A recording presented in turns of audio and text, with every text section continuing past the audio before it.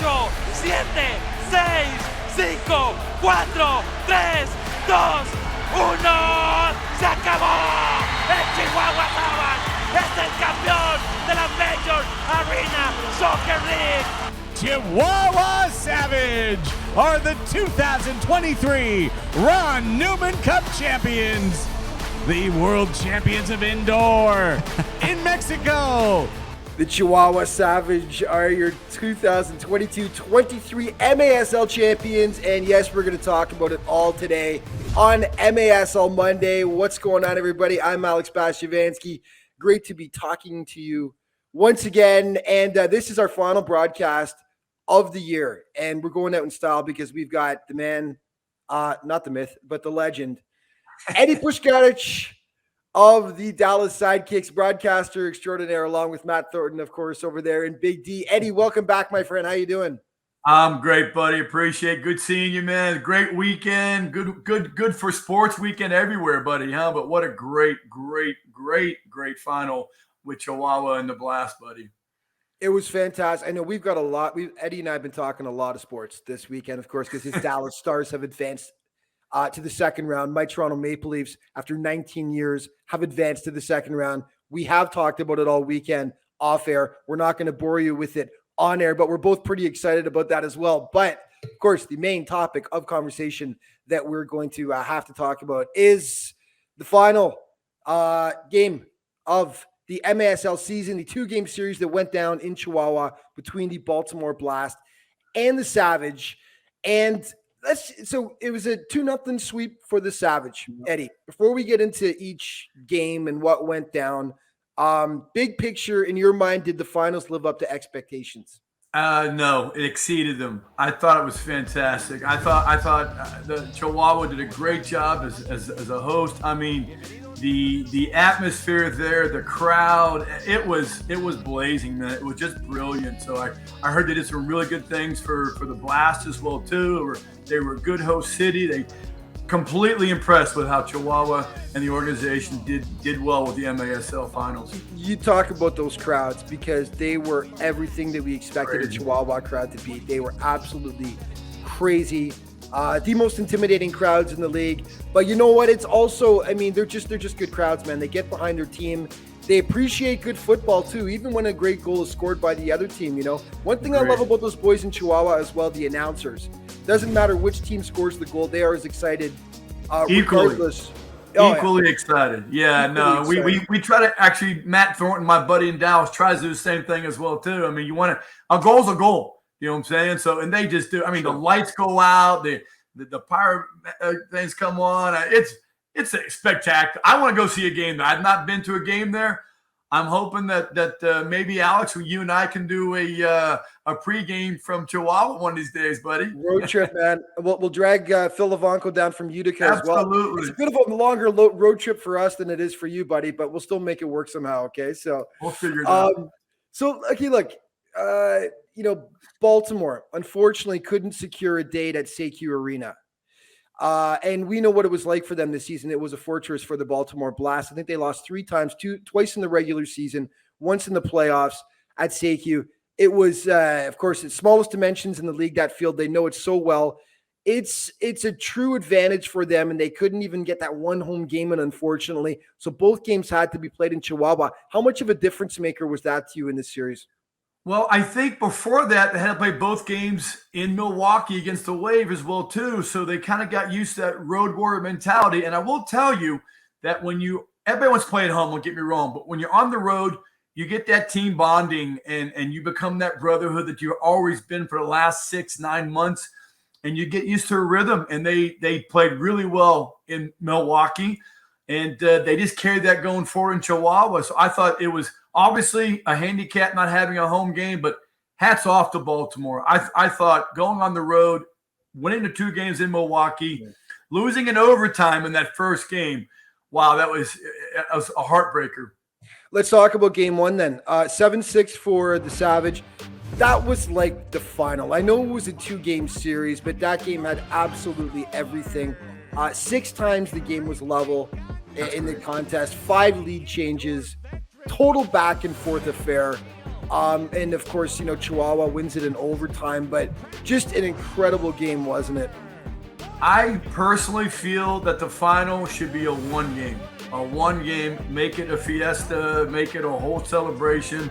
And if that was a final, it would have been an unbelievable ending to a great season we had as well too.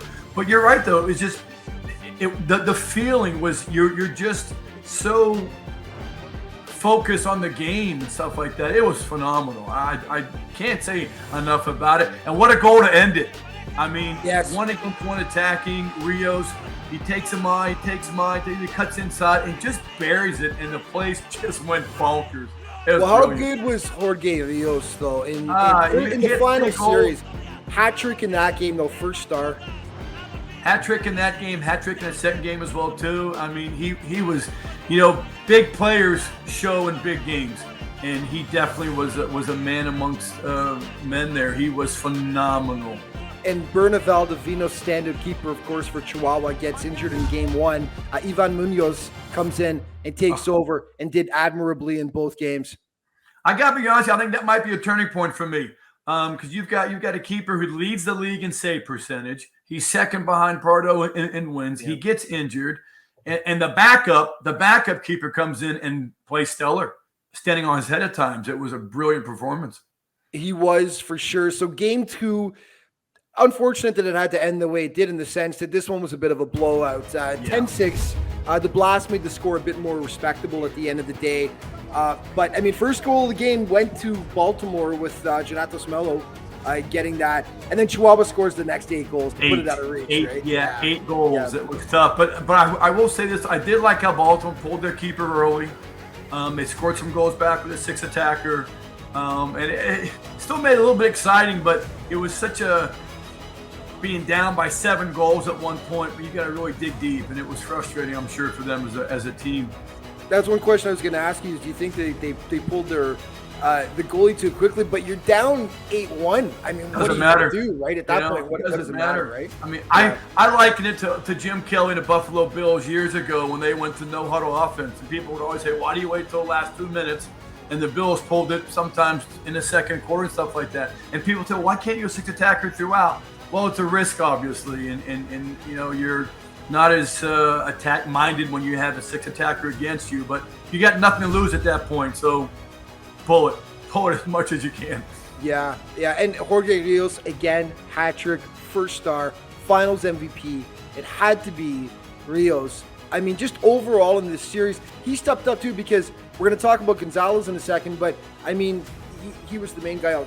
Jorge Rios, just unbelievable performance in the final. There's no one else who could have been MVP in this one. No, 100% agree. I mean, Diaz had 3 goals and 3 assists. You know what I'm saying? But Rios with the finals MVP is both games together. He had a hat trick in both games, and the game went in overtime. So, like you said, hands down, absolutely no debate. He was the MVP, and he played like he was the MVP. He did. So Edgar Gonzalez, and this just speaks to the depth of this Chihuahua team, the firepower they had. Edgar Gonzalez, the second leading scorer on the Savage in the regular season, didn't play after the Monterey series. Did not play. So he missed the San Diego series. Of course, they took down the Giants, beat San Diego to make it to the final. Did not play in the final either in the Ron Newman Cup. And they still pulled it off. It sucks to miss a guy like Edgar Gonzalez, but it just showed how much depth this team had, didn't it, Eddie? Let's talk about that for a second, because I actually called the semifinals of the M2, and I saw the Chihuahua Savage 2 play, and they won the M2 as well too. And I made a comment then, their depth on that team, they had guys that are pushing it to the first team. So the Savage, from an organizational standpoint, they got it going on. They've got a great first team, and their second team is so deep, they have guys that get experience on their first team as well too. So when a guy steps up, next man up, and phenomenal. And I think they'll be a team to be reckoned with at this level for quite some time if they keep this up. Well, a lot of guys. Good ownership group, good fan base, phenomenal atmosphere at the games. They've got a great broadcast group, production group. I mean, it's fun, and it bodes well for what the league should expect from all MASL teams. And like you're saying, and an added advantage, lots of players in the pipeline ready to step in, right? And you need that. You need that depth. I mean, so it's Chihuahua, just great story this season. What is your lasting image of the Ron Newman Cup? What is it going to be for you when it's all said and done, Eddie? Well, I think, first of all, we should talk about the San Diego Sockers. Best team in the league, won the MASL Shield. You know what I'm saying? But a team in another sport, the Boston Bruins, won that President's Trophy and 65 wins and 135 points, and they also fell in the playoffs. I mean, so it's not always the best team in the league that wins the championship. It's the team that gets the hottest and stays the hottest, stays injury-free, stays problem-free. He's got a good coaching staff, a good discipline, good organization, and Chihuahua really, really did well. So for me, lasting impression has to be how the Savage, and I got to be honest with you, I told my broadcast partner, Matt Thornton, in game 2, when I played Dallas, I'm like, you know what? They are a really good team. I was impressed with them then. This was back in December, and they really, really impressed me throughout the year. It's a whole year of being consistent, get to the playoffs, hit your stride, maintain your consistency, and then the big players step up in big games like Rios did. So my lasting impression was the Savage being that very consistent team off the field as well as on the field. So we're going to talk for the rest of the show, once we get through the finals here, about some stuff that happened this year and looking ahead to next year as well. So making that transition now for you, are Chihuahua the favorites next season going forward in the West and overall? I mean, to be the champs, you got to beat the champs, right? And they're going to have a target on their back next season. They have to be. They have to be. I mean, they're after this. I brought my ring out, buddy. Got the ring out, right on. 1991 Chicago Power right here. They're after this ring. And yeah, it means a lot, to call yourself and be able to be known as a champion. And absolutely, it has to start and then with the Savage for next year. And I think the fact that they have such a good base of players, including their M2 players, that are going to push the MASL players to be their top. They have to be a team to beat. But I also think San Diego is going to be on a mission to get that Ron Newman Trophy back in San Diego. They are going to be, piping mad about what happened this year. I mean, they're like, they expect perfection, that team. They do. They're such a well. That's why they're a great franchise. Yeah, they're absolutely 100%. They don't react like our Toronto Maple Leafs do. We won one playoff series and we parade down Yonge Street like we've won the Stanley Cup. That shows you how desperate we are as an organization. Okay, I say we as if I'm part of the Maple Leafs, but they're in my heart. I mean, you grow up as a fan that way, and it's like you're on a desert island and someone gives you, a saltine cracker and a small glass of water, and it's the greatest meal you've ever had. That's us winning our first playoff series in 19 years, right? So anyway, we could talk hockey for forever, you and I. But so then Baltimore, maybe somewhat of a surprise team making the final at the beginning of the season. I don't think a lot of people would have called them coming out of the East. But going into next season, is Baltimore the favorite in the East to you? They have to be one of the favorites for sure. They still have a good base. I mean, you got Roque, you got Ferdinand, and you got some good players, and they still have, I think, one of the best home court advantages, playing in their arena as well too. So yeah, Baltimore. I think Baltimore and Milwaukee have to be two teams to be reckoned with. But be careful about Utica City FC. I think they were for me. Hats off to the Savage, phenomenal champions.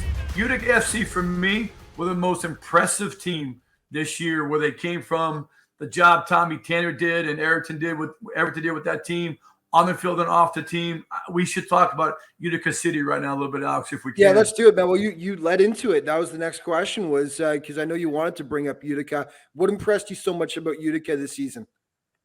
Well, I think, first of all, from a fan base, I mean, you've got a small market similar to like the Green Bay Packers. You know what I'm saying? You have a small city market and stuff like that. But hats off to Tommy Tanner. For me, if I gave an Executive of the Year award, it'd be Tommy Tanner.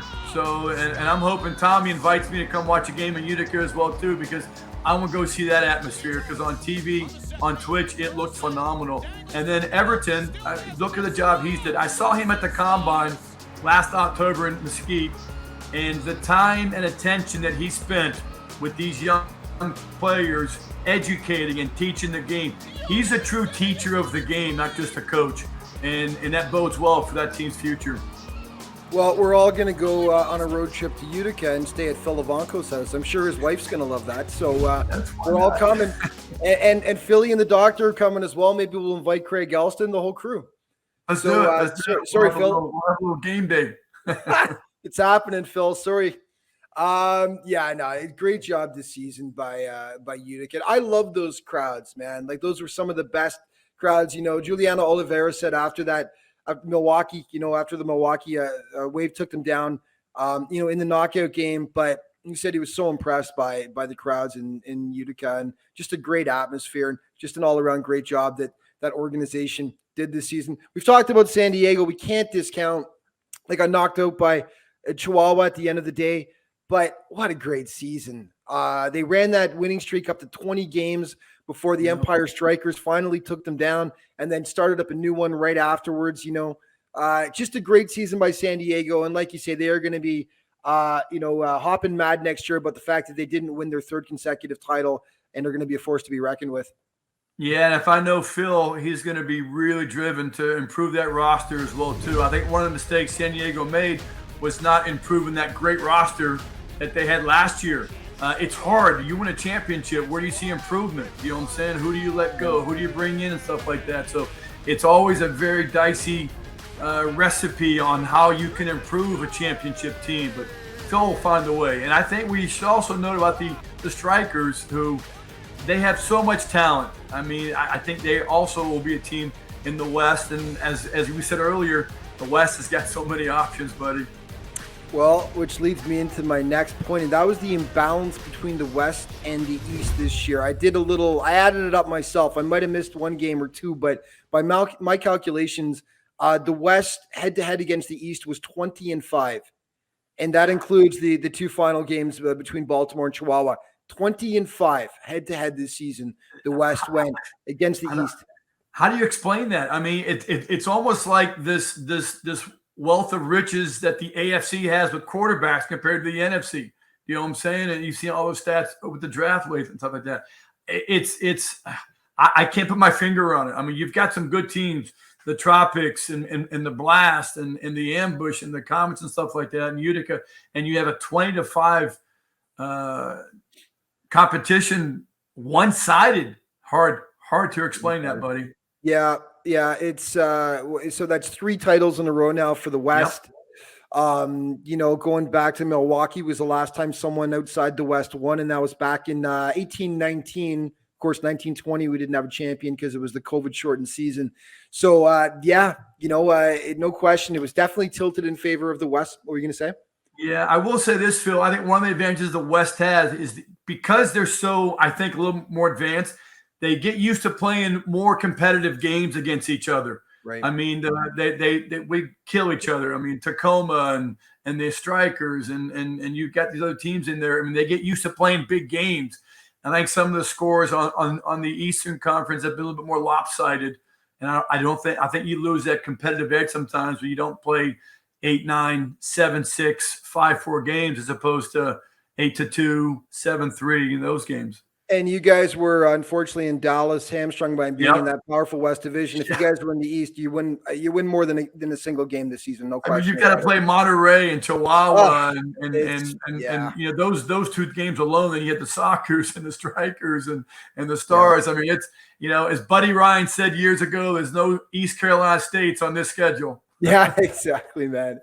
Let's just talk quickly about this. Is the second year now of the new MASL leadership group with absolutely Commissioner Keith and JP Delacamera and American soccer legend Shep Messing as well leading the way. Some advancements this year, man, because these guys have really they've done a great job in the 2 years they've been in there, Eddie. Yeah, I got to give them some love. I actually had to write down some things because there were so many things here, but they did so many things. I mean, talk about expansion. Year 1, they brought in Chihuahua. In year 2, Chihuahua was a championship right away. They brought back Mesquite and Monterey, which we're happy to have those two teams who were perennial franchises of MASL back. They've got Guadalajara next year. That's going to be an expansion team. And I'm guessing there may be 1, possibly 2 more coming in. If I'm reading the tea leaves properly, you might have a couple more expansions. But they also did things like Twitch. Twitch was a huge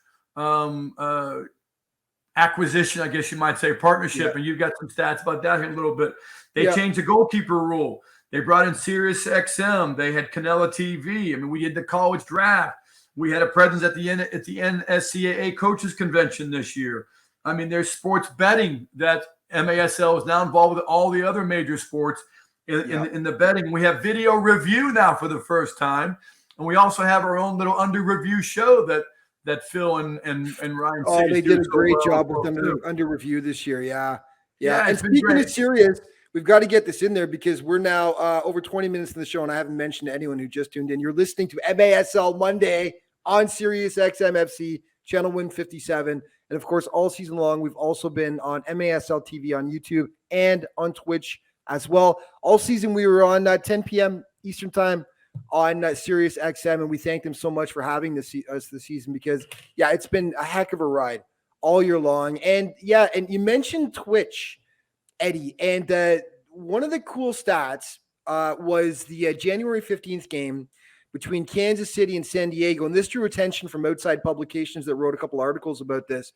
That game drew 354,000 viewers on Twitch, which was more than the Lakers 76ers game on NBA TV, the Australian Open tennis, and the Telemundo broadcast of the Ravens Bengals NFL game, which were all top 50 rated broadcasts for that week. And the MASL game beat them all. That is huge stuff for the league going forward.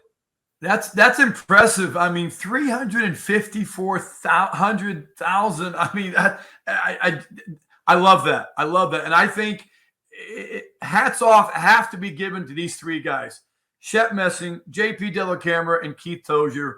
They've done a great job. They just finished year 2. They're heading into year 3. I said this before. They made the MASL indoor soccer a force again. Everybody's talking about it as well, too. And I also should mention that all these things as well, too, has also increased the level of play. I think the level of play that we have on the field this year is as good as it's been in years. You know, people talked about indoor soccer for years and how it kind of lost its luster and stuff like that. Well, when I played indoor, we didn't have outdoor. So we had all these indoor players, outdoor players that were playing indoor. You know what I'm saying? And so now you have so many leagues, outdoor, indoor, but the development of these players and the exposure and the sponsors you guys have given everybody, it allows these players a chance to play at a higher level, and it shows. You've got top-level coaches, top-level franchises, top-level organizations, arenas, practice facilities, and the level of play has been really, really good, and I expect it to keep going up. It is. And one more thing, these guys, the leadership group has tried new things and taken chances. And there's some awesome, like MASL at the half, which I've been hosting and producing this year, a halftime show. Well, no one else really has that stuff in other leagues. And it's a really cool concept that really worked this year. And other leagues are actually looking at the concept now. If you take a 5-minute show, you put it right at the start of halftime, and instead of people, buzzing off, you're keeping eyeballs on the telecast because we're sort of recapping what happened in the last week and things that are going forward. But they haven't been afraid to try new stuff, which is, I think, essential if you're going to evolve as a league and move forward. So kudos to those three guys for for some of the advancements they've made and continue to do this year. Guadalajara, I want to touch on real quick. We've got about 5.5 minutes left. But so the team we know for sure next year with expansion is going to be in Guadalajara. I can't wait. So it's going to be 3 teams in Mexico now. You're going to have the reigning champions in Chihuahua. You're going to have Monterrey, which of course is an old school going back years now, MASL squad, and add some more spice to the equation now with Guadalajara coming in. I love having these Mexican teams in because the passion is just unequaled of their fans. And seeing these teams go up against each other is a must-watch broadcast. And you know what? And as we've seen, they're well-run organizations with Chihuahua winning the MASL title in just their second season. I think it's going to be a win-win for the league, first of all, but also, I mean, can you imagine the rivalry that's going to be going on with Monterrey, Chihuahua, and Guadalajara? I mean, and if Chihuahua and their expansion has been any indication, you figured, so you've got Chihuahua in year 2, they win the MASL. Monterrey is back. They go into the playoffs as well too. And Guadalajara's expansion team is going to want to keep up with those guys and surpass them. So it's going to be, get your popcorn and buckle your seats. It's going to be fun, buddy. It is going to be great. And you wanted to make mention, of course, about the Pro Player Combine in the fall for next year, because you're excited about some of the numbers that are coming out about that. As of today, there's over 350 applicants for the Player Combine, which will be announced here soon. It'll be in October. I'm not quite sure where yet, and I had the honor to host it and also to evaluate some of the talent in last October, and it's going to be fantastic. So I think in year 2, the team's going to be more involved with the process of the draft and with the combine and the education of it. So 350 players, already involved. It's going to be great. So they're all kids to us now, Eddie. That's the sad They part, aren't they, buddy? Hey, I got a question to ask. I got a question for you real quick. Are we going to get a Canuck team north of the border in this league, or what? Well, you know what? I think there would be a ton of interest. Of course, I'm in Vancouver. I think it could have worked a couple of years ago when they were in Mississauga. There's so many players that unfortunately I don't want to get into the details. I was the play-by-play guy for the team. It wasn't the right moment for that. I think with the right people in charge, it could be a huge success in many Canadian markets. Vancouver loves its soccer. I mean, loves it. And you got the Nash boys out here, right? You got Stevie Nash, you got Martin Nash, and boys, if you're interested in a make a call. Contact the MASL because we'd love to have you. Yeah. But no, it's by the way, you can obviously see. I want to point out for the people who are not just listening but actually able to watch us right now. You can tell which one of us currently lives in Vancouver and which one of us lives in Dallas by the tone of our skin right now. I mean, unbelievable. Look at the tan you've got, buddy. I'm so jealous of that. I had the coach all weekend, man. It was crazy. Hold on. This is me out all weekend. Okay, I was golfing on Saturday. We got up to Celsius 22 degrees here, which was off the charts. It was 85 degrees. It was 85 degrees yesterday. Hey, get your clubs. Come on down. We'll go golfing in Dallas, buddy. Watch the Stars game. We got lots of stuff to do. We got to watch the Stars. I want to go to a Rangers game or something as well at some point too. So that'd be really cool. Listen, we're running out of time here. Before we go, obviously a huge thank you to everyone from the league all season. As we mentioned, the three boys in charge, Keith, JP, and Shep. Great job.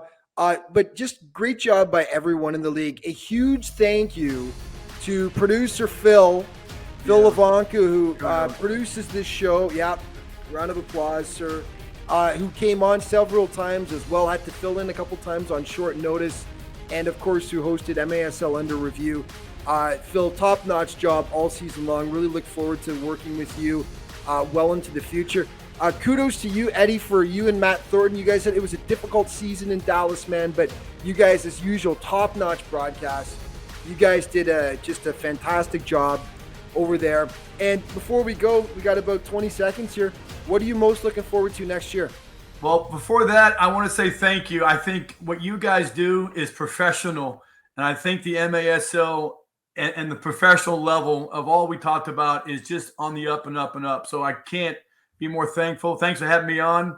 And always enjoy chatting with you, buddy. For next year, boy, I tell you what, the sky's the limit. I'm just excited about it. It's going to be interesting. Teams are already in the off season, securing players and tryout dates and things of that nature. The draft, the combine here in October. So I'm excited to see who is going to be chasing this ring again, buddy. So congrats to the Savage.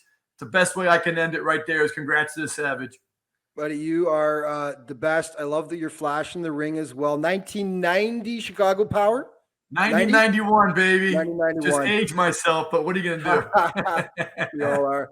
You're the best, man. Thank you so much for a few times we had you on this season. We will do it again next year, Eddie. Thanks, buddy.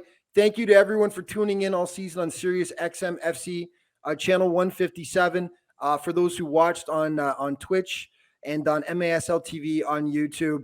Have a great offseason, everyone. Remember, maslsoccer.com to stay up to date with everything that's going on in the league in the offseason and as well as the league's official social media outlets. Thank you for watching and listening all season, everyone. See you next year.